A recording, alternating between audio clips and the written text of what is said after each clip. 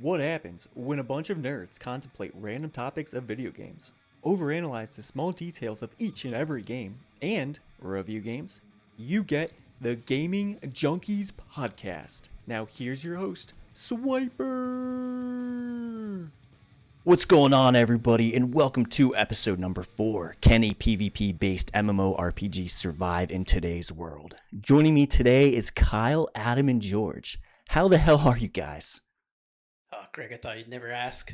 I'm doing very well. I'm just sitting here in my Challenger queue in League, so I figured I had some time to join your podcast. Oh, Thanks Challenger, huh?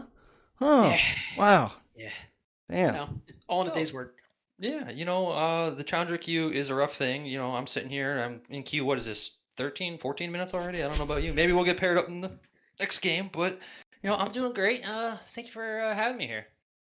Greg, I'm doing great as well. I actually took time out of my day to do this podcast and, talk about this stuff. So, happy to be here as well. Well, thanks, guys. I appreciate it. And good luck to you guys in Challenger mode. I was totally unaware you guys were in that mode, man. Wow. Me too. Wow, you guys were gold like 2 days ago, weren't you? Damn. Yeah, it was quite a grind. Yeah, We were win trading earlier. I'll say, jeez.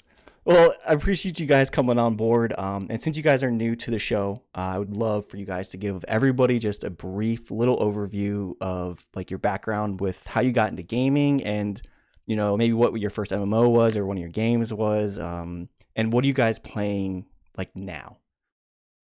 Yeah, no, great question. So I got started in gaming really well when I was young. I more or less played console games, but then when I hit puberty, I was too afraid to talk to girls, so I more or less went down the track of MMOs, and so I originally started with Diablo 2. Little shout out to Diablo, absolutely love that. I'm excited for them to remaster that and also release Diablo 4. I didn't know they were remastering. No shit. Yeah, they're supposed to be remastering Diablo 2. And then from there, in terms of what everyone considers more or less the standard MMORPG, I got into Dark Age of Camelot. Lost my life to that for about probably 5-6 years. And then from there, moved over to World of Warcraft and many others since, and I've kind of just been bouncing around. But nowadays, I pretty much, as you know, Challenger, League of Legends player, so oh yeah, that really takes up most of my time nowadays. I hear you, man. Challenge, yeah, man. I hear you. Let's see what Adam has to say. What have you been up to, Adam? Unfortunately, we've known each other for probably about 20 some years, so my history kind of coexists with yours there. My gaming started, oh god, I don't know how old I was, but my cousin got this thing called a Game Boy Color, and he had Pokemon Blue, and he would not shut up about it and convinced me into blowing my savings to get a Game Boy Color and getting a Pokemon Red so that I could trade him all the Pokemon that he couldn't catch on his own. And it kind of just spiraled from there. Okay, before you go, hang on. What was your Pokemon that you picked? Starting Pokemon? Oh god, I don't even remember. No, it was, was it Charmander? Charmander, right? The fire one? Okay, yeah, all right. I had Pokemon Red. I had to kind of go with the theme, yeah. That's like a minor OCD episode there. I had red. Gotta pick the red Pokemon, right? Actually, no, it was Bulbasaur. What am I talking about? Oh shit, the water one. Wait, isn't that Squirtle? Bulbasaur, Squirtle evolves into Bulbasaur, doesn't it? Oh no, I'm thinking that's the grass one. Bulbasaur's grass one. Oh yeah, shit, yeah. my bad. All Right. right, oops. Bulbasaur was my starter. Yeah, that's now that I'm thinking about it.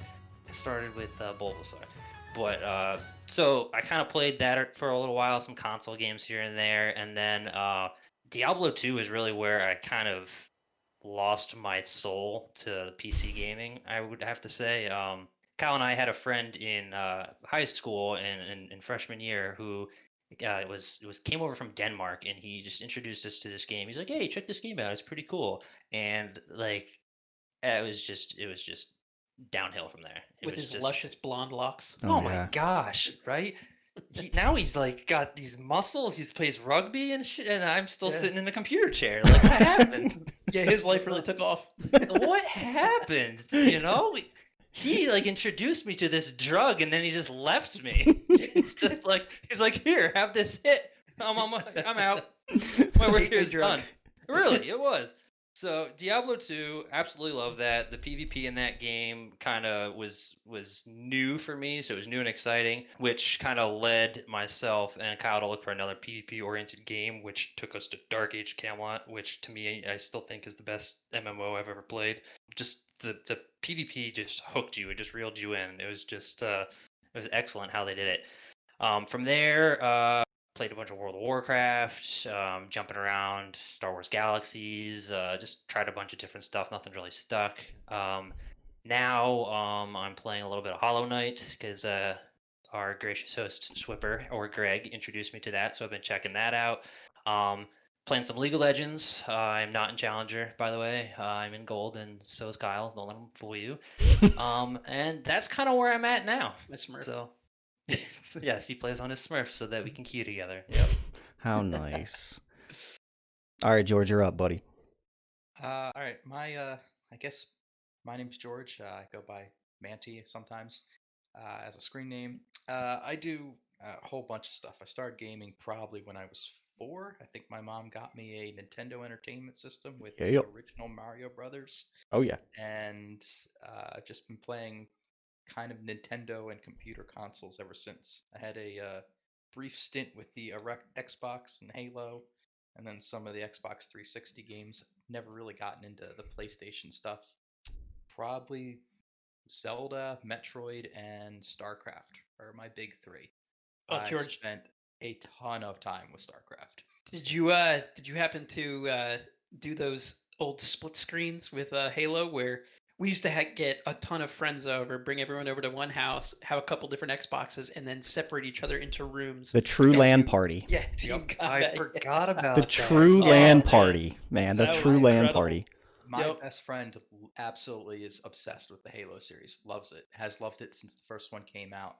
And in high school, we had nights where he was just like, "All right, we're doing a LAN party, and we're going from 8 o'clock to whenever people crash and burn." Yeah. Which was typically like 3 or 4 a.m. and then we'd have to wake up miserably in like 3 or 4 hours to like get the heck out of whoever's house. Yeah, you hear your friend's parents waking up. All right, it's probably time to leave. Yeah, we gotta get out of here. Or like the parents go to bed and you're not supposed to be there in the morning, so you don't even get to sleep over at the house. It's like time to get out. It's 3:30 in the morning, time to drive home. Exactly. Oh yeah. You make too much noise, and then your dad comes flying in wearing nothing but his underwear and scares the hell out of everyone. Yep. You guys can't be making this noise here. Get the heck out. True story. Terrifying. Just gonna have therapy for that. I'm still in therapy. Yeah, I mean, other than that, StarCraft Brood War, I probably spent a good 3-4 years on that. I hit Masters in StarCraft 2 for a short time after it came out, and then I kind of got bored and moved on. Oh, you too? Yep. And then played all sorts of, playing Heroes of the Storm right now, along with, been trying to get these guys into Hollow Knight, so I got Greg and I guess some other people playing it. I think I think Adam and Kyle both actually have it. So thanks to you, George, we're all playing it.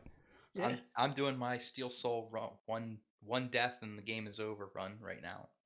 Pretty far into it, and I just finished like Xenoblade Chronicles Definitive Edition 2 or 3 nights ago. So Nice. pretty much where I'm at.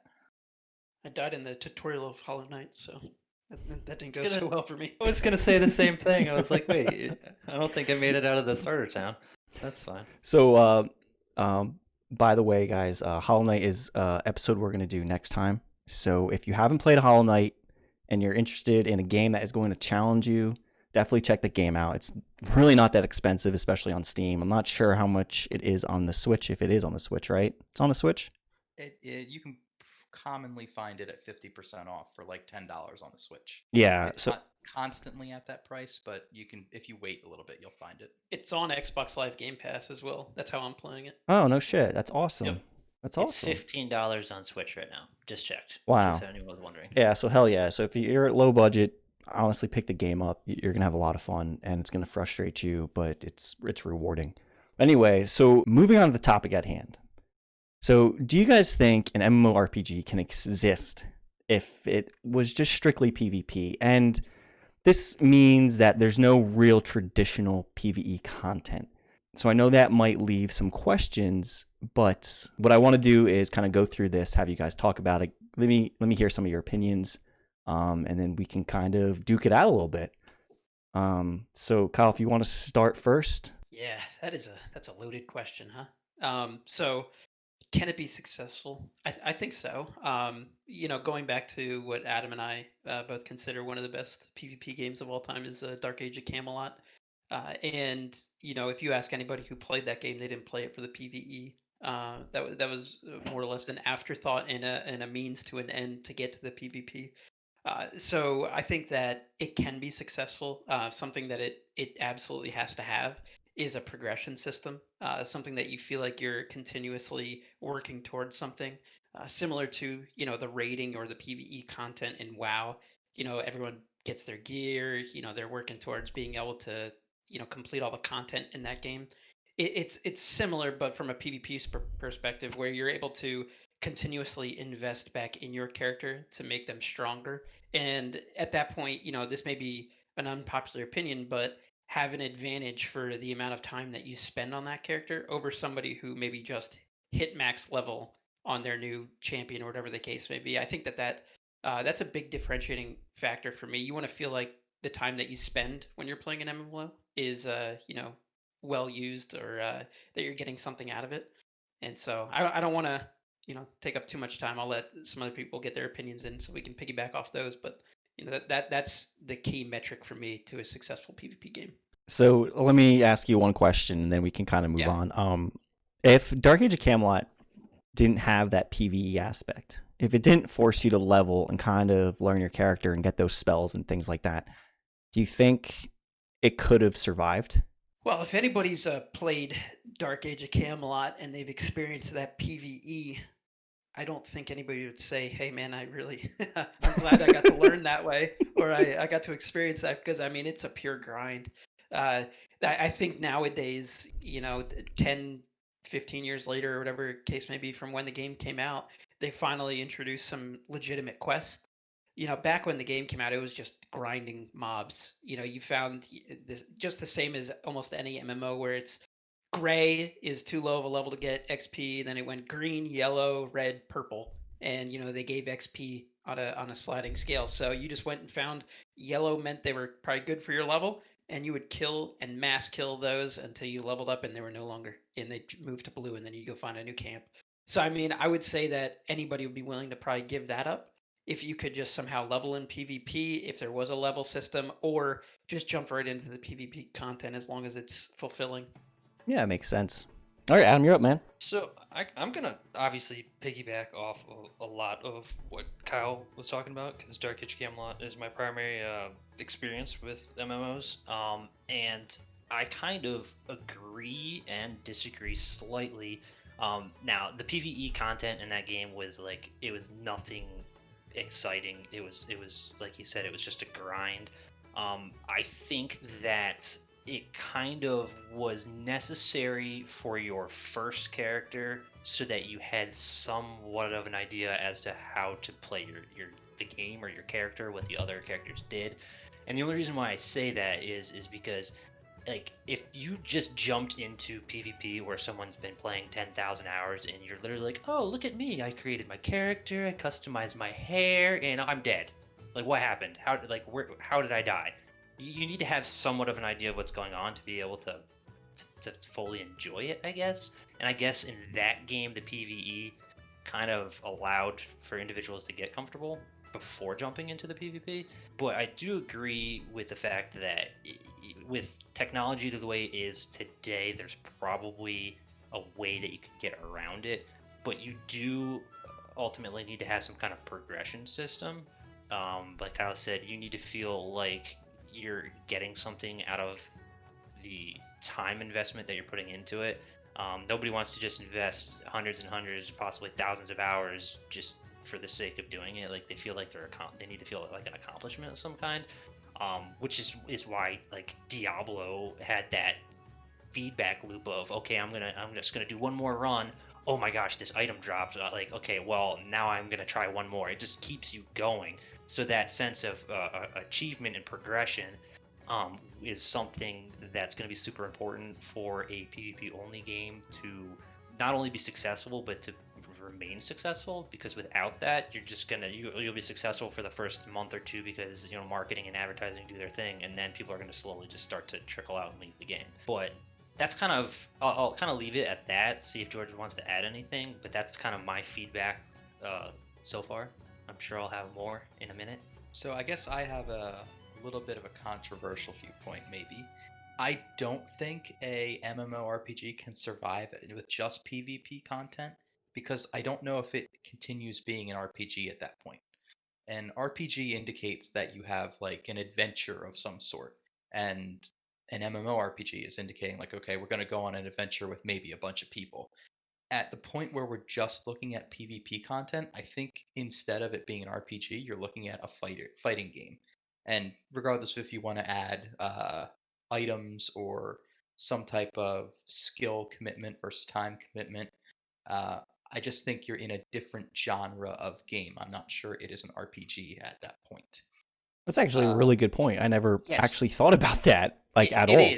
It is, and like I don't mean to cut you off there, because like that was one of my first questions when you posed this topic to me. Was I'm thinking to myself immediately, like, what are we considering the elements required to be an RPG? Without that PvP, as soon as you slash it out and remove that, you are removing the large portion of, like what George said, what is required, that Take the adventure RPG aspect. element out, yeah. Correct. So I mean, like that kind of raises a question as to, is there still like, do you allow there to be crafting? Are there guards to whatever you're attacking? Like, are there vendors? Are there keep lords like they had in Dark Age? Like, to truly eliminate all of that and have PvP only, you kind of end up with like a battle royale game essentially. You end up with like a Fortnite, or you know what I mean. So that's a very good question, and it really raises some interesting like possibilities. Like, what are we considering to be an RPG? Does just having like gear ranking up, or in the case of Dark Age of Camelot, they had a realm ranks, which Kyle was talking about. By investing time into the PvP aspect, you get points to spend for additional stats to improve, so that your character is better than like a fresh character that just started. It's there's a lot to be kind of discussed as to how a PvP only game could exist while still retaining enough of the RPG aspect to be an RPG. Yeah, that's yeah. Nope. Sorry. Go ahead, George. I think so. I thought a decent amount about this kind of earlier today when I was on a walk with the wife, and I think you can do it. I just think there will still be some PvE/adventure element to it. I think the only way to do it that makes people interested is to have some type of level cap on who you can fight.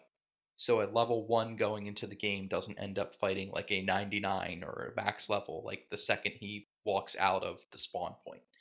So you do something where you can have a PvP battle anywhere in this field with anyone, and they can attack you randomly if they want to, but they have to be within 3 to 5 levels. And then you go on some type of quest knowing that there's all these other characters out there from other people also like floating around that may attack you, and that could be interesting. That would add the PvP element to like an adventure setting where you're not safe from any of the players. Yeah.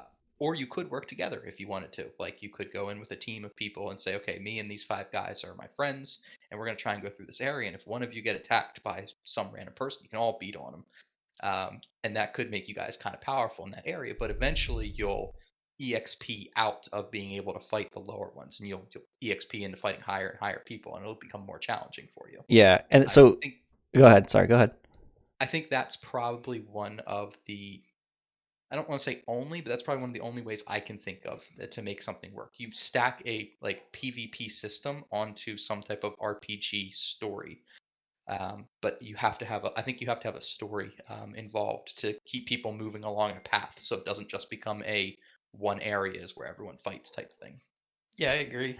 I like the idea of when I play an MMO, I love getting that connection with your character. And so a perfect hybrid for me would be something where like SWTOR, that type of RPG where it has a great storyline, so good in fact that a lot of people have just played it as a single player game, just to be able to play through the storyline for each different Hmm.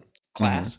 But then, if there was a PvP element to that game where there was a progression system, rather than the type of PvP that is in there, to me that's just the best of both worlds, and I think a game will be significantly more successful like that because then you're not just limiting your audience to just people who enjoy PvP. So this makes me think of two things just listening to you guys. So first, George, I don't know if you ever played Warhammer, but Yes. My first thought when he was talking about the level caps, I'm like, the tiered zones in Warhammer. tiered Yes. zones in Warhammer. So if you were too high, you would turn into a chicken if you walked into that zone, and you were utterly useless. So you had to move on. Now, of course, that game had its faults. It only had two factions, and it was just kind of poorly set up on the PvP aspect. But that game kind of came pretty close to, if you didn't want to PvE, you didn't have to. You just went to the PvP zones and just stayed there until you leveled out and you went to the next one. And you could get gear. There were quests. You could kind of progress. You had somewhat of a story. I mean, it wasn't like anything as involved as PvE, but you could spend all your time there if you wanted to. My original big thought about, and what kind of got me to that thought was, if you guys ever played the original RuneScape, they had a PvP area that allowed wider and wider level differences as you ventured further into the zone.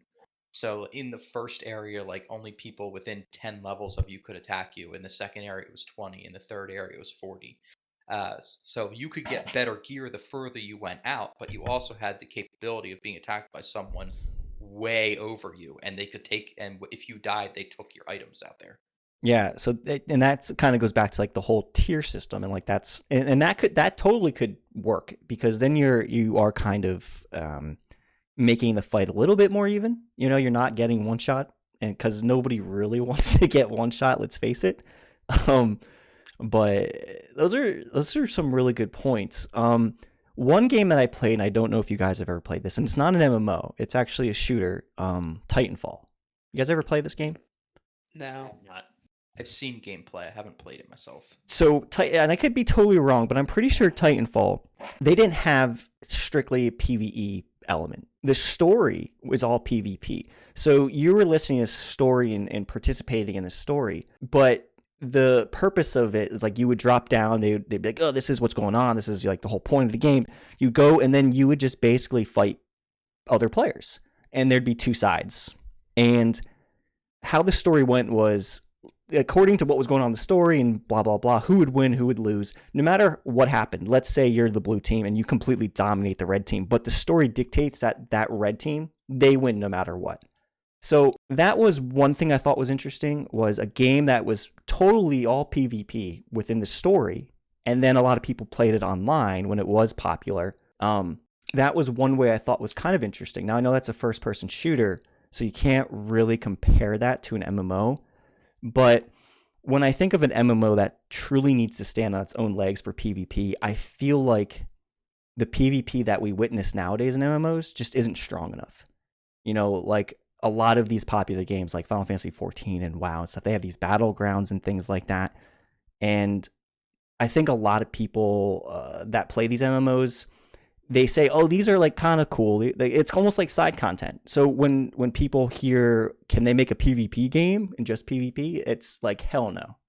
There's no way, See, to me though, like that's one thing that I don't enjoy that much. Like, don't get me wrong, for it within WoW, I don't mind going into like the battlegrounds and things like that. They can be entertaining at times, but to me, what I really enjoy in PvP is that element of surprise and having, no real limit to the number of players that can be in a zone. Mm-hmm. And what really draws people to that zone, like in Dark Age Camelot, like in Warhammer, is really something to fight over. So if you're going to have a game that's trying to balance PvE and PvP, there needs to be something within the PvP realm that makes everybody want to compete for that, especially when it's faction based. So within Dark Age of Camelot, they had relics. Well, those relics would make your melee or like basically physical damage dealers stronger, would be one type of relic, a strength relic, and then there'd be a power relic that would make all of your casters and healers stronger. And so there was 3 relics, one for each faction, and then one faction could theoretically control all 3, and it would give them significant buffs to both their attack damage and their caster, efficiency. So, and that would be across PvP and PvE.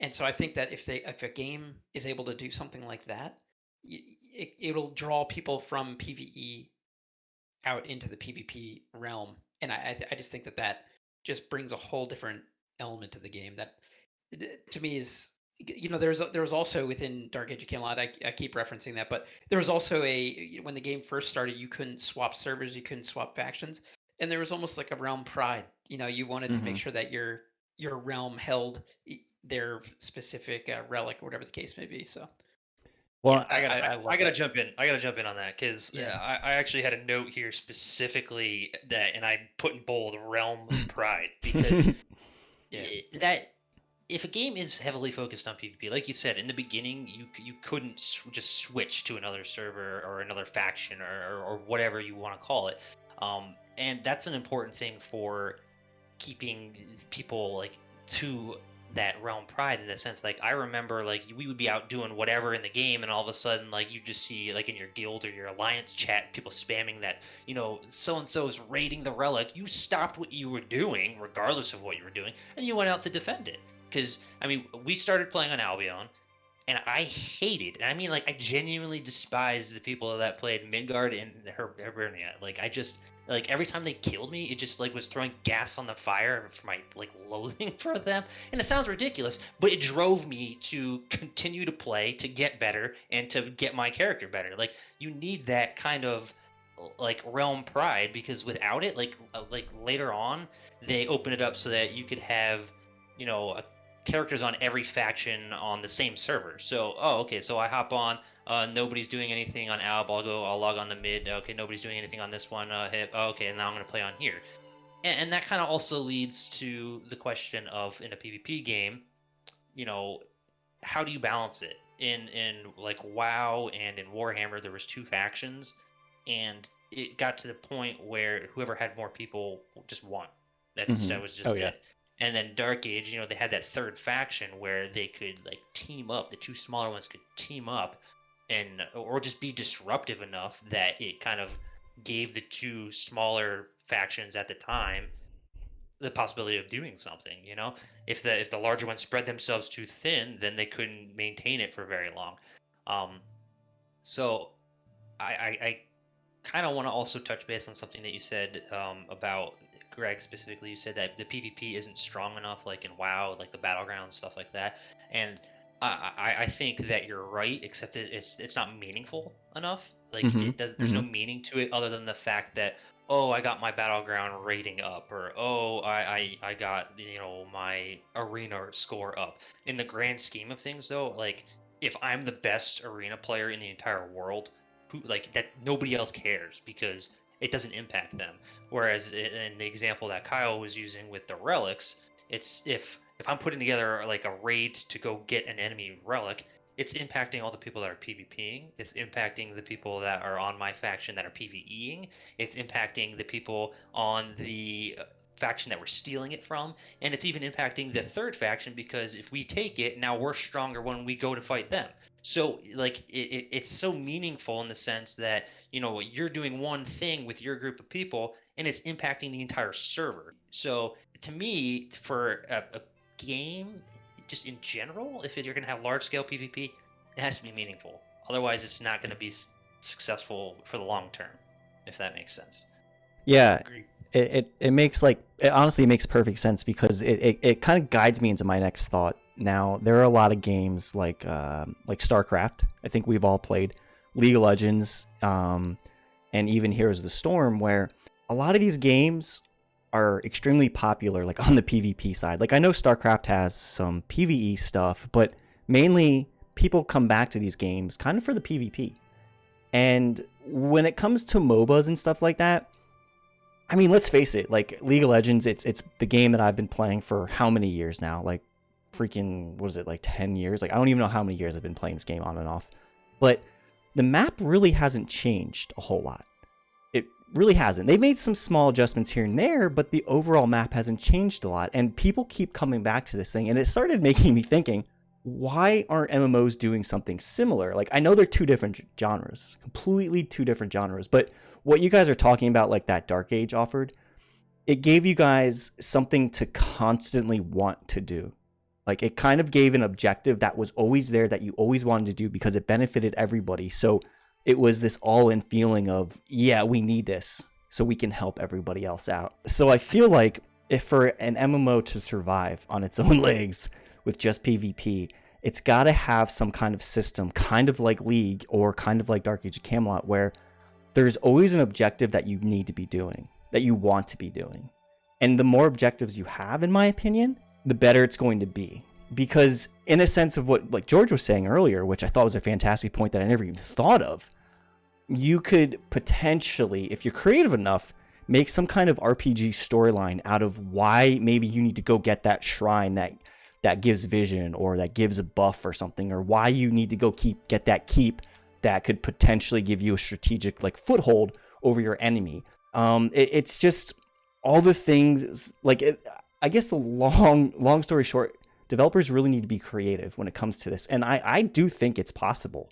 I just think it's really hard to gauge off of what we've experienced in like a lot of the traditional MMOs, especially the modern ones. But go ahead, Adam.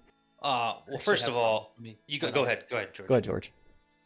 Sorry, I didn't mean to butt in, but you're good. I just kind of sprung something in my mind. I kind of feel like, since we brought up StarCraft there, right? The whole point, StarCraft is an RTS. It's not a RPG, but the goal there is kind of eliminate the enemy, right? Mm-hmm. So if you did something where you built StarCraft, except it wasn't one person controlling the army, it was the army was the people from a clan, right? Yeah. Or a pre-built team that the game built into it, like Team Yellow, Team Red, Team Blue, Team Green.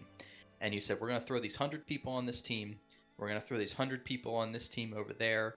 You have 10 minutes to bulk up this random character we give you to whatever. And then you go out and you fight a battle on a map. And the last team standing wins. You have to destroy the other team's base.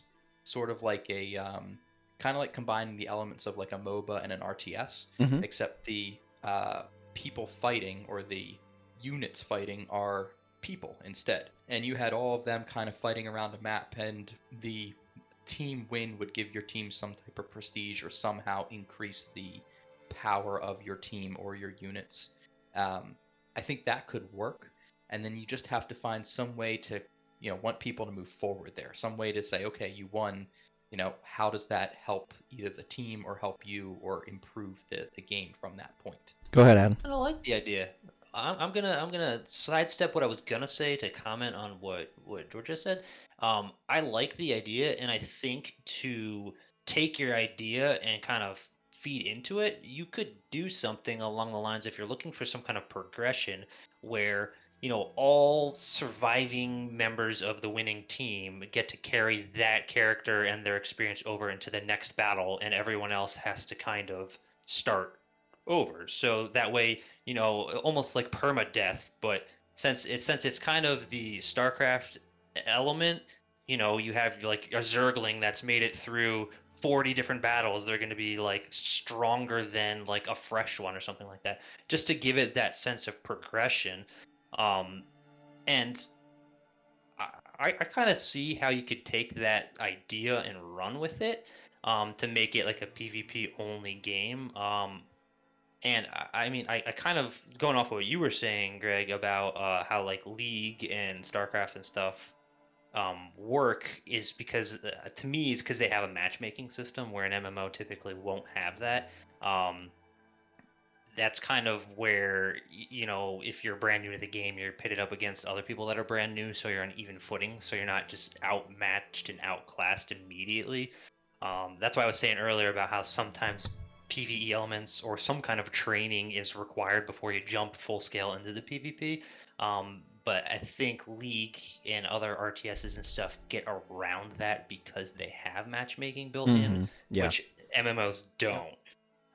So I think that's like an important like kind of point to make, just because I don't see how you could do a matchmaking system and still have a game that's an MMO that still has that open world feel to it. It just wouldn't feel organic. It would feel forced if like you just ran into all the highest ranked people all at the same time. Like that's not going to happen. That shouldn't happen.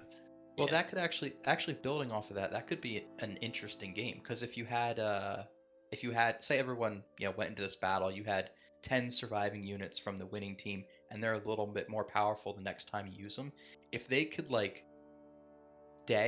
increasing power each time they survive, eventually you could build those guys into kind of like the team's hero units, right? Yeah, absolutely. And that could be pretty cool. And then you could put them on some type of like cooldown timer when they find like the other team goes, hey, we can't let green team get their guy that's won 3 matches in a row any bigger, so we have the teams work together to knock him out, and his character goes on like a cooldown timer or something, so he can't participate in the next 2 battles, or he'd have to start with a freshie. Like that could be kind of neat. It's an interesting concept, yeah. So that actually makes me think. It makes me think of Crowfall and how they have their game eventually, whenever it comes out. I don't know when the hell that game's coming out. I don't even know if we have a release date for that. But essentially, join a scenario, you have a character, and the scenario eventually, after how many months or weeks or whatever it's going to be, you eventually die, and you get to keep like an item, one of the best items that you have. You get to keep something. So when you reincarnate and make a new character, you get to keep something, and like that's their form of progression. So that's kind of a very similar idea. A little different, but kind of similar. Yeah, I think something like that could work in like if you wanted to do some type of MMO that was heavy on PvP. I think that could work. There would have to be some type of progression element to make you want to continue playing. But as far as like the actual battles go, that has like a combination of like an RTS and a MOBA. So has anybody played World of Warcraft? Don't they have rated battlegrounds now? I haven't played it recently. Yeah, they do. They do. Yeah. How do those function? Are they similar to the matchmaking system or no? I mean, I don't really know. As far as I know, that I'm pretty sure they're similar to they give the same ratings as their arenas, if I remember correctly. I could be wrong though, but I think it's basically the same idea behind it. Okay. Yeah. Which I guess the matchmaking in itself is the progression when you start to look at stuff like that. Like that's how they can get away without having like the progression systems of like the realm ranks or whatever. I forget what they were called in Warhammer, but like the matchmaking in Renown. There you go. Moving up the actual tiers, like in League and stuff like that. That is the progression in itself. So that's how they can get away from having the other stuff that to me would be required to keep someone interested in an MMO. Here's the another little piece I was thinking about. In an RPG, kind of one of the big things about it is acquiring items like a Diablo 2 or something to get like your character buffed up enough to be able to fight in a PvP environment. In just a PvP game, where would you get your items from? Or would you just start scratch and try to acquire them from whoever you killed? So I'm going to kind of... So I'm a big proponent. I've been following Camelot Unchained, this game that's going to release who knows when, 3, 4, 5 years, I don't know. And one of their systems that I really liked is that crafters exist in the game, and they are the only people that can provide gear, besides starter gear, but they're the only people that can provide gear. So that means that when you go out in the PvP world, you have to bring your crafters with you and protect them so that they can gather all the materials. So I do like that kind of system. I think that could potentially work because you're kind of forced into working with your crafter. I don't know. It sounds good on paper. Who knows what it's really going to play out like? But that maybe could be a response to that question. I like it. I like the idea of crafters. I'm very interested to see where they're headed with the crafters, because to me, I would totally be interested in playing a crafter if I could be some wily guy dropping traps and tripping people, or a pitfall trap or something like that. I would absolutely not enjoy being a crafter, and Greg and Kyle and George, if you play, you're not online. I go out there to do something, and I'm just getting slapped around silly because I can't do anything because none of my friends are on. You know what I mean? Yeah. Oh yeah. To kind of build off of that, you could also do. I mean, it really depends on what everyone's definition of PvP only is. I mean, like you could still have like capital cities, and you could have NPCs that you can interact with that give you PvP missions. They could, delivery quests. Like, or like, are you considering that PVE? I don't know if it's forcing you to go through a PvP area where you're almost guaranteed to get into some kind of combat. I mean, like that's a way that you can still have some kind of quest with a reward built into a PvP only game. Absolutely. And that's kind of what I was kind of hinting at earlier was you have all these objectives, right? And you can create these objectives like, say, a trade run. Hey, like we need to bring these supplies from this keep you just captured to the main keep to whatever. And they can put some story behind it and kind of make it somewhat of an adventure.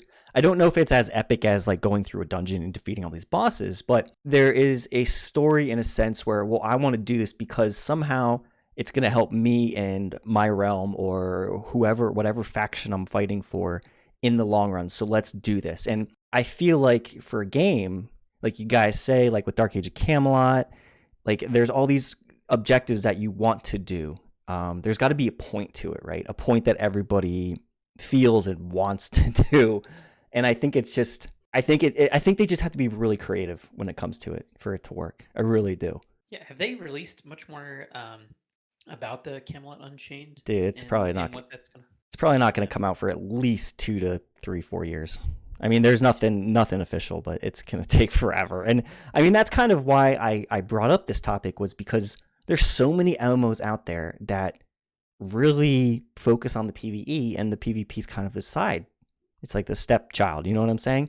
And there's only like 2 or 3 games out there that aren't really in existence. Sure, they're in betas and stuff, but they're not actually launched that are focusing only on PvP. So I kind of thought, damn, like, is there a reason? It's difficult to balance. It's a lot easier to balance, like we all know, PvE. When there's defined mechanics to like boss fights and how much damage they're going to do. So it's easy to just play the numbers game in that respect. It's difficult to understand how somebody's going to use the different abilities and sequences or whatever the case may be. And then you have champions synergizing well together and things like that. That's why you look at like even Diablo with like the PvE. Those guys find the synergies that work really well in Diablo 3, and then that's what they climb to the top of the ladder with. And same thing within the PvP in World of Warcraft. You see very similar classes, at the top of the ranks. So I think that's something that they shy away from, especially if they're going to try to have a lot of classes, because then it just becomes exponentially more difficult to balance.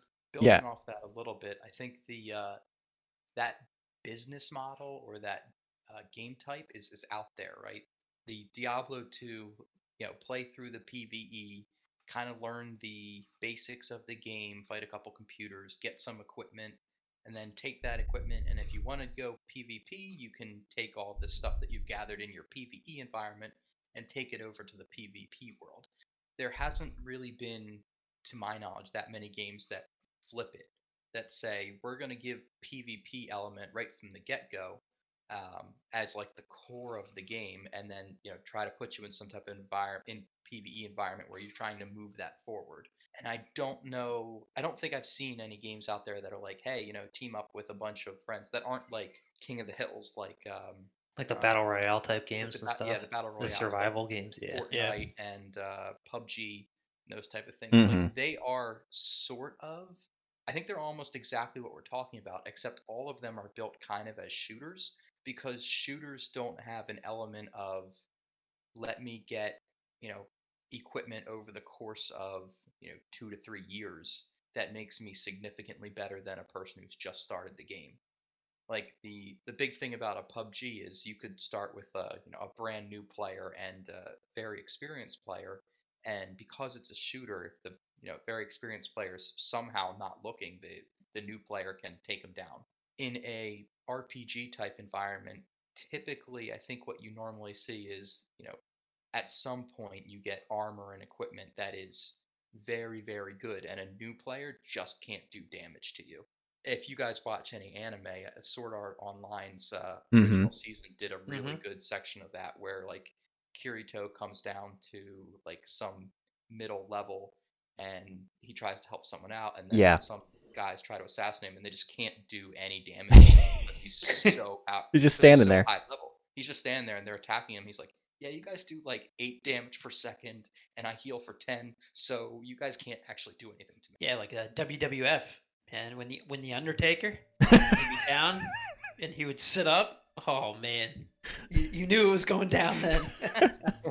But I think in an RPG world, like that's the type of thing you have to build around, and I don't know if the right formula is out there right now for having a character who has been in the game for a long time be able to have an even match with someone who hasn't been. Shooters much easier because 5 shots from a gun, even with slightly upgraded armor, 5 headshots probably kills you. Regardless of the game, or a sniper headshot in Halo kills you. Like it doesn't matter, if they're new or not. If they get a good skill shot, you just die.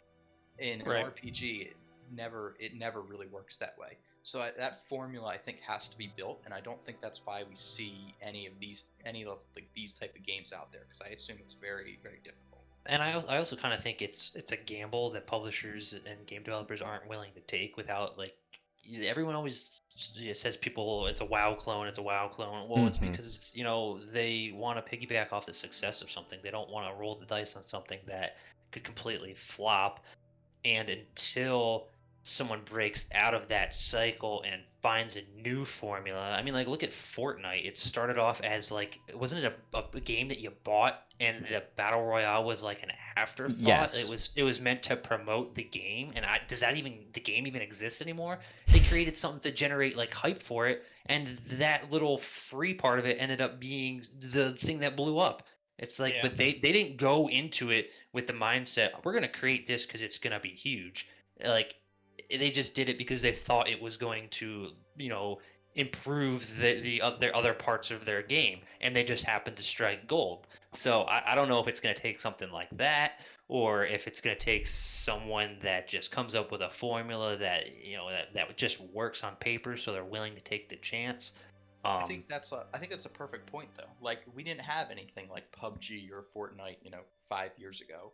The closest maybe was like an RTS like StarCraft, but not like in a single player like quick 20-minute shooter, 30-minute shooter type thing. That now exists and is a very popular format because people can hop in, play for 40 minutes to an hour, become the king of the hill and get their chicken dinner or whatever, and then leave.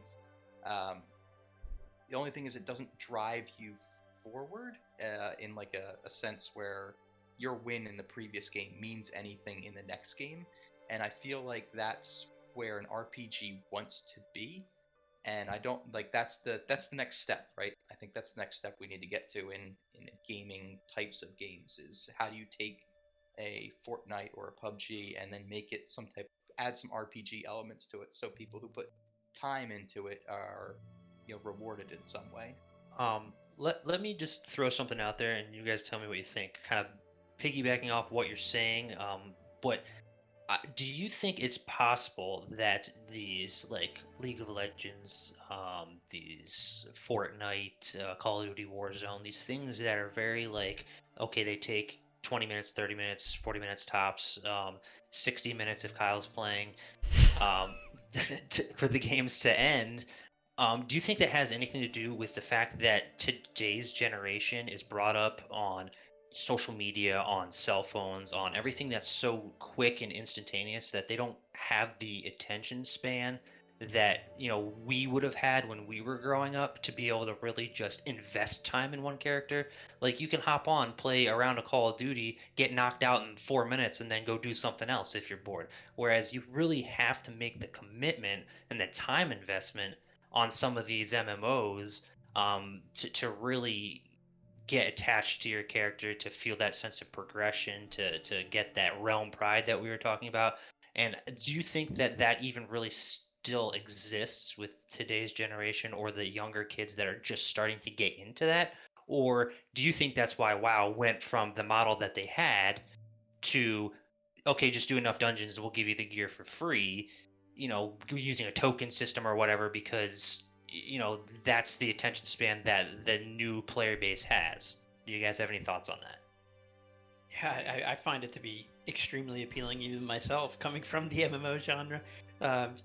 Just as you get older, your life just becomes more complicated. You don't have that, 8-10 hours a day like you did when you were younger on the weekend to just sit down and play an MMO. So, I definitely find it, appealing to just be able to sit down, jump into a game of League, play a couple games, and then be on with my day, really. So if there was a way to kind of capture that and, like you said, have some sort of progression, but I think they could even do something with League, or like these other games that are really popular like Fortnite.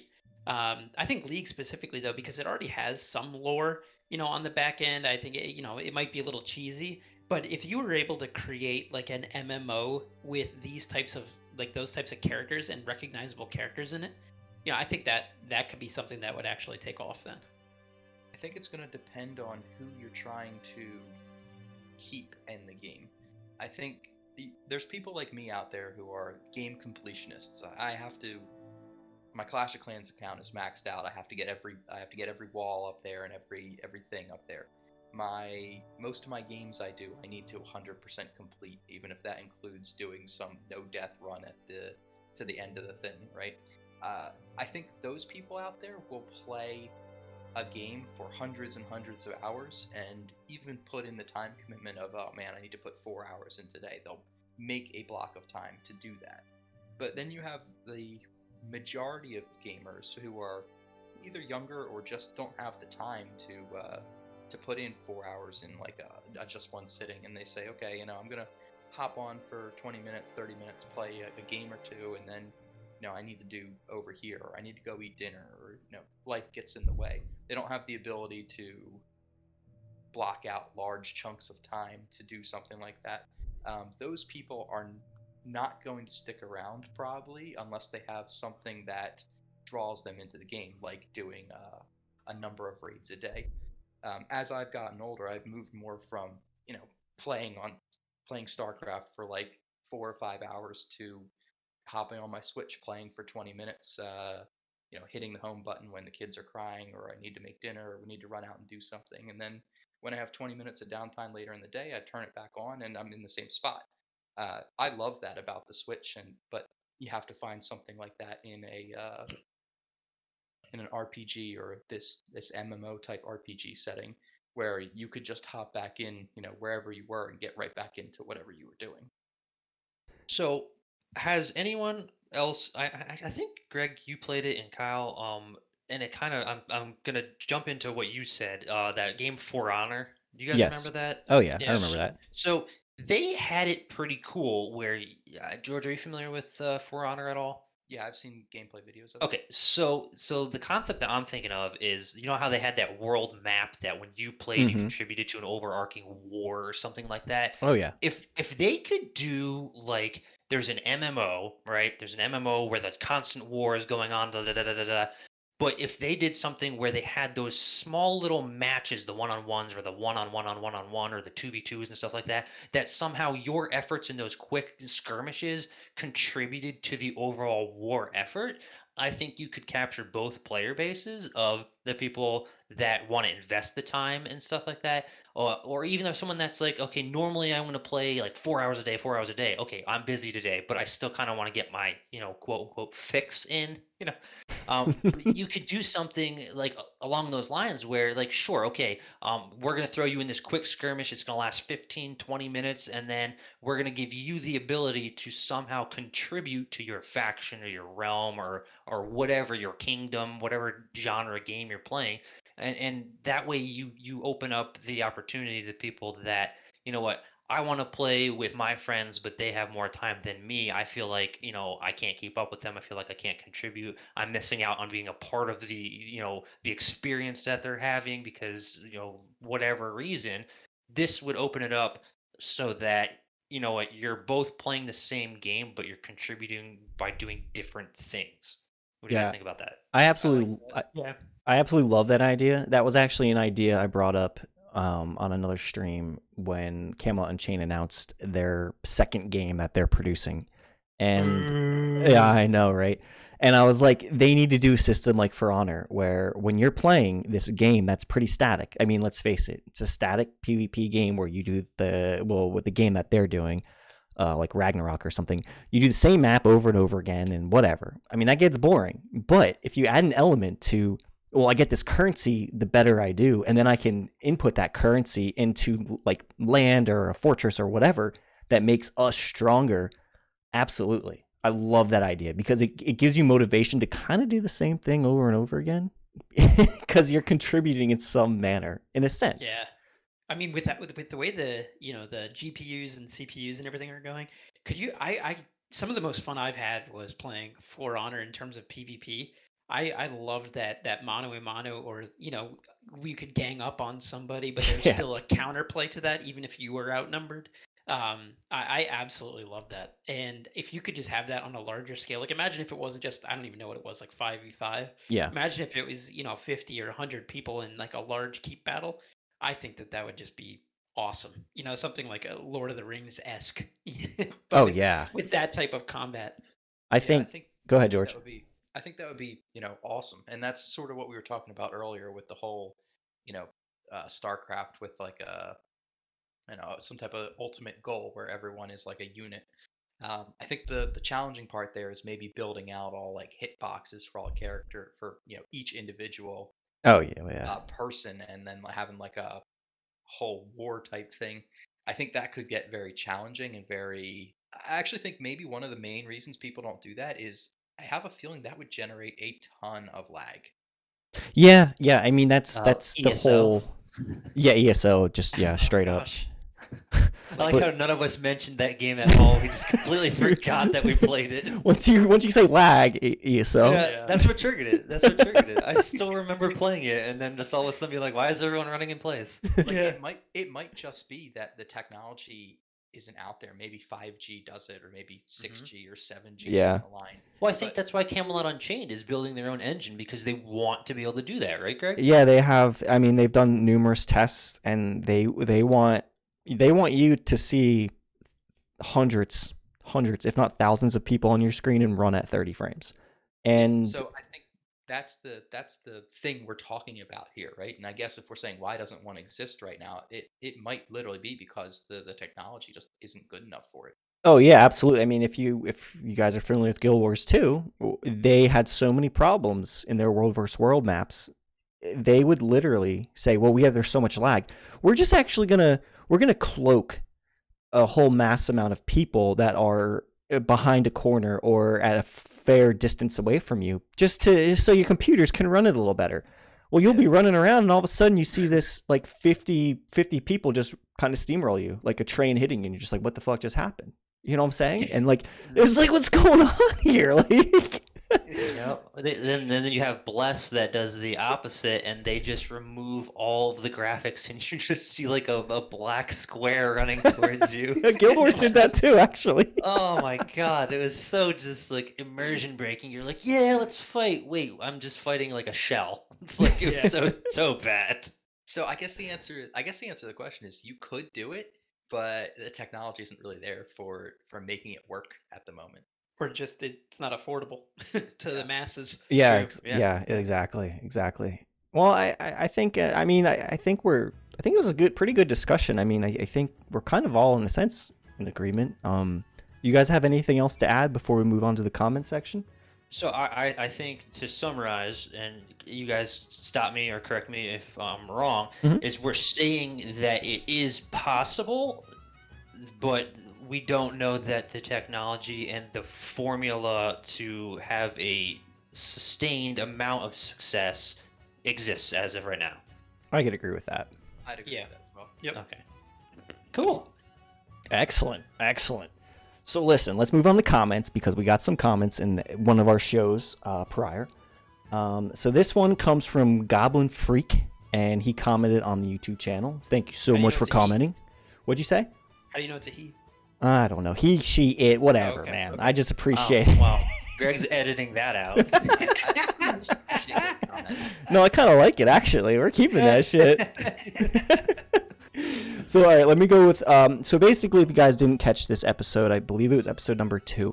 And it was me basically just talking and ranting and talking about the good old days about when you experience your first MMO, does that kind of carry over to your overall experience of playing other MMOs? Like, do you expect certain things and things like that? So I won't go into huge detail. If you're interested, check out the video. It's on the YouTube channel. So the short answer that Goblin gives is he says no.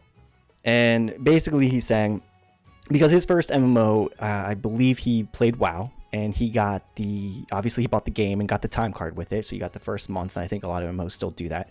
And he basically compares it to a roller coaster and kind of like a structured way with really no choice at all. And he said that this MMO really holds your hand and it kind of never lets go. And he kind of goes into detail about how he wants an MMO where it's more of an adventure, and kind of like what you were saying, George, more of like an adventure. Like you go out in the world and you have this adventure and you're exploring and you're getting rewarded for doing all these things. And he makes... Sorry, go ahead. That's what an RPG is. Hell yeah. And he makes a point that I loved. He goes, I want to go into a dungeon and essentially get lost in them. Like, honestly, I can't tell you guys the last time I got lost in a dungeon. Like, Play Hollow Knight. oh, well, yeah, I'm getting totally lost. You will get lost. You got to find... what I've learned in Hollow Knight is you got to first find the guy that sells you the map. And then you're good. And the compass. You got to make sure that you actually equip that, whatever that thing was. Oh, the compass soul? Yeah. Oh, yeah. Yeah. Oh, I was yeah. running around forever. I'm like, I bought both things, and yet I still do not see my character anywhere on this map. Yeah. That's for next show, though, so we'll have hilarious stories about that. I know I've got a few. But yeah, most MMOs nowadays, you run into a dungeon, you have a map of it. You don't even have to buy the map. You just have a map of it, and you see where the bosses are, so you don't even need to explore. You're just like, well, what's the quickest way to get to that person's face? So let's go this way. So you're not really exploring. You're kind of just, Go ahead. No, I totally agree. One of the things that Adam mentioned earlier is a game that really comes to mind when you say that, like something that you can really get lost in, and that's Star Wars Galaxies. Oh. There really hasn't been a game like that I've ever played since I played that one, and it was to the extent that you would go to a planet, and if you were, there was basically a profession that you could be like a bioengineer, and you would go and you would get blood samples from these different animals, and you'd actually create a brand new creature in the game. And there was no, explanation or, guide on how to do that. That's just something that you did on your own, and you would just explore it, and you'd be on this planet, and all of a sudden you run into a town that was built by all the players that were in like a certain guild, because you could just build towns anywhere that you wanted in the game. It was a game that I've really never experienced anything like it. And also, to become a Jedi, there's no set path. It was basically, when you created a character, there was all these different professions that you'd go, and when your character was created, it was randomized as to what, say, 5 professions you would have to max out in order to unlock the ability to become a Jedi. And then from there, it's just countless hours to actually be, like, you start out as like a Padawan, and then grow into a Jedi in that game. So I mean, the amount of time that you can spend on that, not knowing what the heck you're doing. I think we played that game for probably a year or two, and I still didn't feel like I know what I was doing at the end. So it was very rewarding. Put it that way. Oh yeah. Game, and I think one of the fun parts about it was you'd go into like the cantina, and you would have like these like people that their profession was to dance. You would like tip them money, and they would dance, and they would give you like buffs and like replenish stuff for you. Shit. Like it was, wow. It was very. Yeah, that's if that's Goblin like Freak is looking for something to get lost in. Man, I wish the game was still out there. I tell them, her, whatever. Yes. Not. So it's Aaron there. it's George. I'm sorry if you wanted to talk. My bad. It's funny you guys bring this game up because further down the comments he actually brings it up. Yeah. But He knows where it's at. so he scroll down. Yeah, just scroll down a little bit. You'll see. So basically, he brings up WoW again, and basically says it's kind of like a roller coaster. It's a set path that you're just on, and you really don't kind of deviate from that path, and that's where a lot of MMOs are nowadays. And like that's kind of what his point was. He also brings up the fact that I want to summarize this. Basically, Star Wars Galaxy, it like kind of blew his mind with how big it was, how massive it was, like everything you had to do in it, everything you could do in it, and it wasn't really like limited like a lot of games are nowadays. Completely unique, yeah. You could go down any profession that you wanted to with every character. That was a really cool game. It really was. All But right. my computer couldn't handle it back then. You go in Shit, Tatooine dude. and oh my gosh, you would like lock up. You'd be like on your speeder. You wouldn't know if you're in the middle of town or anything. Your speeder turns into a stroller because you can barely move. It's just like you hear the fan in your computer spinning. Oh yeah, those are the good old days. So next comment comes from Mark, and this guy actually has been commenting a lot of my videos for Dark Age, so I appreciate it. And he is a Daok player, so if he's listening, he'll know exactly what you guys were talking about. So he in this case, yeah. He basically says I was a Daok player, and you were my Guild Wars 1 brother. So yeah, I talk about Guild Wars 1 a lot in a lot of my videos because it was my first MMO. So hell yeah, brother. He says You these. really need to get a who's that? Macho Man Randy Savage? Is that Hulk Hogan or Macho Man? I don't remember. Oh no, maybe that is Hulk Hogan. Yeah, you need to get a drop from Hogan's. Okay, next time I will.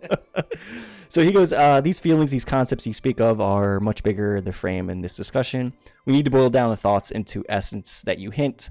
He basically brings up D&D and how D&D kind of led the way for a lot of these RPG and MMO games to exist, which I can agree with. I've only ever played D&D one time, and I really enjoyed myself. I drank a lot of beer, but I really, really enjoyed myself. I had a really cool character that they gave me, and it was me and this other guy at the very end, and we kind of like beat the whole scenario or the whole story they played out, so it was awesome. But anyway, he brings up the fact that MJ, and he's speaking about Mark Jacobs that created Dark Age. Yeah. He said basically MJ had an idea. He had this idea, and he stuck to his idea, and he didn't kind of deviate from that idea. He had a single purpose in mind, and that's why the game was so successful, and it was so amazing to like everybody that's really played that game. And like you guys said, anybody that's played that game really loves the PvP, and they'll always talk about it, and they still talk about it to this day. So I can agree with him on this. If a developer or a company says, this is the game we're going to make, and I don't give a shit, this is what we want to do, and this is who we want to cater to, and we're going to stick to it, I think they could build a pretty successful MMO off it. I really do. Yeah, I agree entirely. So ultimately, like my understanding is the question that you posed at the end of that episode was, does your first MMO shape your perspective of other MMOs? Exactly. Yeah. So I kind of, so what Goblin Freak said is they said no, but I kind of disagree in the fact that their first MMO kind of explained to them what they weren't looking for, so it kind of did sculpt their perspective as to what they did desire. So I think for me, and I know you mentioned it in the episode that you're referencing about how, you know, your MMO, for me, not necessarily my first MMO, but the first experience that I had within a particular MMO that gives you that, oh my god, I have no idea what just happened, but it was freaking amazing and I want to do this again. Like, that, to me, is what's going to shape the perspective of what you're looking for and what you're chasing after. If that comes in your first MMO or second or whatever, it doesn't really matter, but it's really the emotion behind having those moments, whether it's, you know, in a PvP or you go into a dungeon that just takes your breath away, or it doesn't really matter what the situation is, but it's those experiences and emotions that you feel that are really, to me, sculpting your perspective of the MMO genre, you know, telling you what you do like, what you don't like, and things like that. I think just to build off that, I think in general, whenever you play a game in any genre, you come away with something, whether it's good or bad. you either come away with, man, I really didn't like how that game put together this or that, and then the next time you play something in that genre, you look to improve on that aspect, I guess, or you compare it. So even if you don't take anything away from the individual experience, you have something to build off of, and I think that always launches you into whatever the next thing is that you do. Yeah, that, and the first MMOs that we've probably all played, there was that element of the unknown, right? So when we picked up Dark Age, I read the back of a box to find out if I was going to like it or not. And it probably came with a booklet too, right? Like when you opened the box up, there's a booklet, and it actually like gave some information about it, right? There was install discs, and I think web crawler was like the main search engine at that point. So I mean, you weren't finding guides or YouTube videos. Yes. There wasn't 600 trailers before a game came out, so you already knew essentially what when a lot of games come out or new expansions come out, there's all these public test servers now. You already know what the most OP class and how to build them, from the launch. So you're almost just following a guide and not learning anything on your own. You're not playing. And I think that was the most exciting, thing.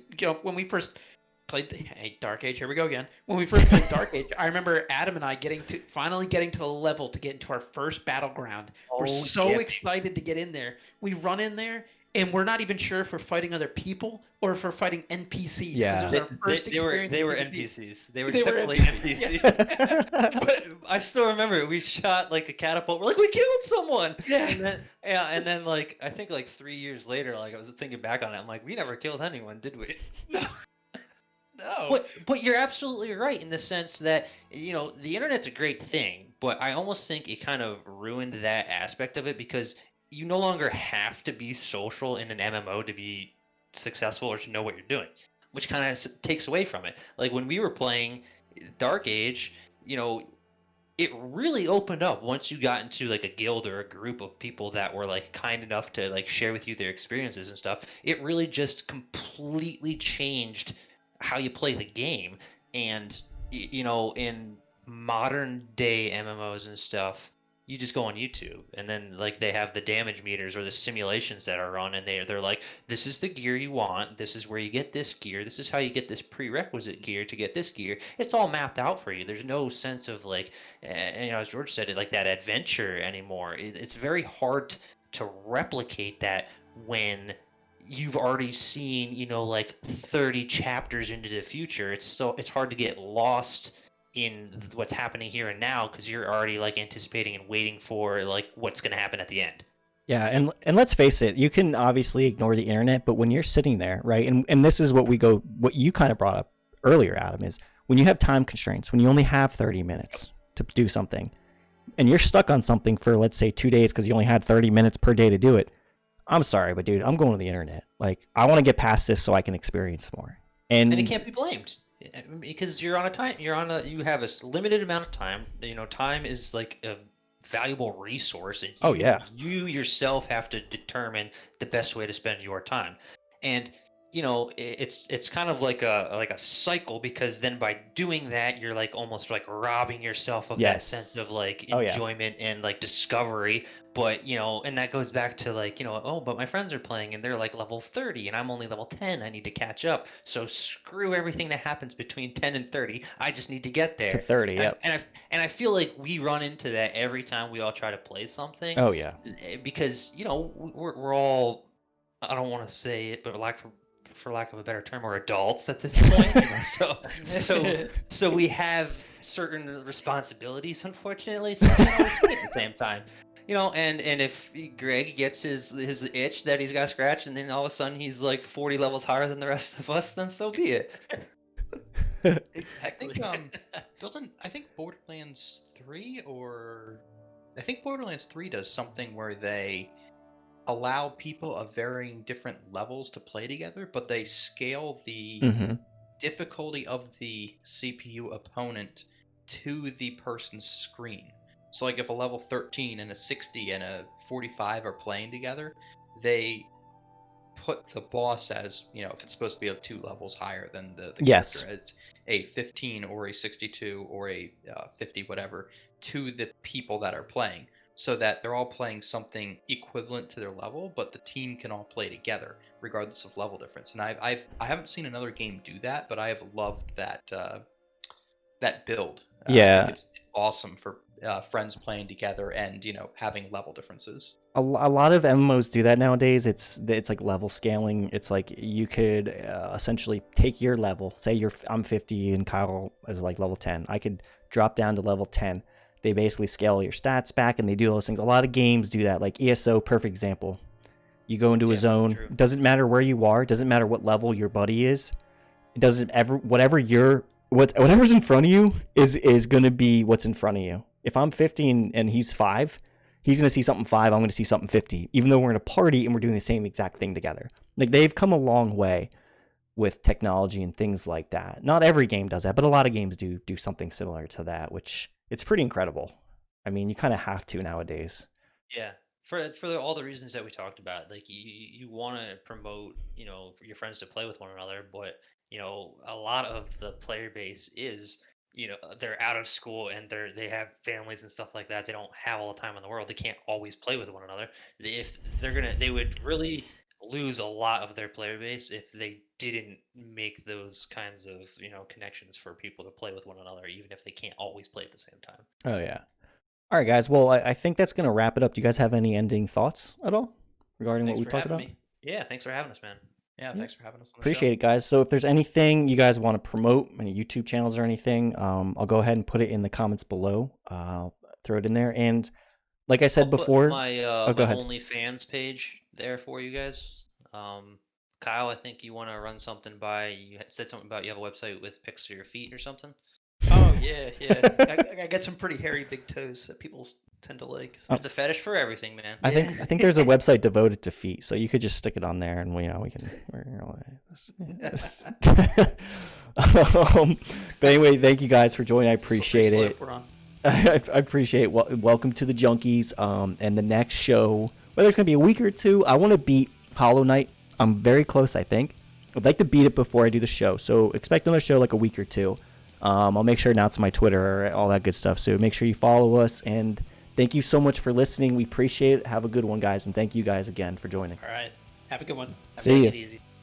Thank you for listening to the Gaming Junkies Podcast. If you enjoyed the show, think about subscribing. And if you'd like to support us, give us a rating on Apple Podcast or leave a comment at gamingjunkiespodcast.com. See you next time.